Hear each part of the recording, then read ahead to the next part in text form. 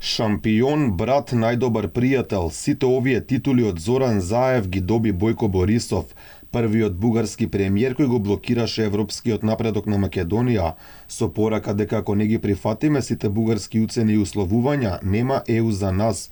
Понизноста кон источниот сосед премиерот почна да ја покажува кога добивме покана за членство во НАТО, зашто го променив името на државата. Сепак според Заев такво сценарио немало да биде возможно без помошта од Борисов. Еве конечно добивме датум за почеток на преговори со Европската унија. Истовремено пред неколку седмици конечно ја добивме поканата за полноправно членство во НАТО. Сето тоа немаше да биде возможно без поддршката на Република Бугарија, премиерот Борисов и владата на Република Бугарија. Со тоа покажавме навистина како се гради пријателство. Умилкувањето кон Борисов продолжи кога тој веќе не беше на функција премиер на Бугарија. Заев при посета на неговиот партиски штаб му подари, како што самиот го нарече, шампионски подарок. Прво за шампионите да дадаме еден шампионски од Америка, пури. Не, пури само радо ги прибират, девилите гора. Пури, коњак, но пријаво го като символика, братко мој.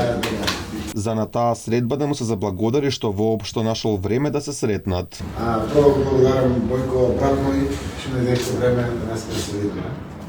Јас можам само да потврдам дека кога беше Бојко Борисов, владата на Бојко Борисов со Екатерина Цичките заедно, ние можехме само да сонуваме да денеска договориме за прва меѓувладена конференција со Европската унија. Не само кон Борисов, поранешниот премиер беше и повеќе од фин во разговори со Красимир Каракачанов, за чии ставови во однос на Македонија воопшто не мора ниту да зборуваме. Господинот Каракачанов имаше убав политички и дипломатски однос во неговото обраќање. Моја должност е да возвратам на ваков дипломатски начин. Ние сме пријатели, знаеме и во Софија, и во Струмица, и во Скопје, да пиеме по една рекија, по едно кафе, по еден чај, зависи кога се гледаме. По стапките на поранешниот премиер тргна и други политичари, па дури и македонскиот председател Стево Пендаровски. На еден несекојдневен начин на Борисов му испрати поздрав од Заев. Стига да не да...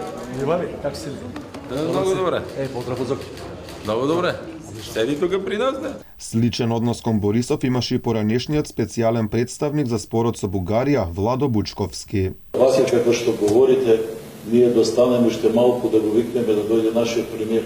Ние сега ќе намериме, како вие што велите, решение. Финиот однос сепак остана само од македонска страна, па за нашите власти братот Борисов не се покажа баш како најдобар дел од семејството. Нашето пријателство и братство, когато трябваше ви дадеме безвъзмездно облекла, маски, очила, да се притечеме, разбира се, да, не претенции, защото не е хубава дума, нашите условия, за да бъдат прияти в Европейския съюз. То не е пожелание. Ако нещо не ти харесва, никој да те кани. Според познавачите на комуниколошката наука, ваквиот однос на македонските политичари го покажува менталниот склоп на функционерите, кои се подчинуваат пред странците, па макар и станувало збор за они од Бугарија, земја која се смета за најслабалка во Европската унија.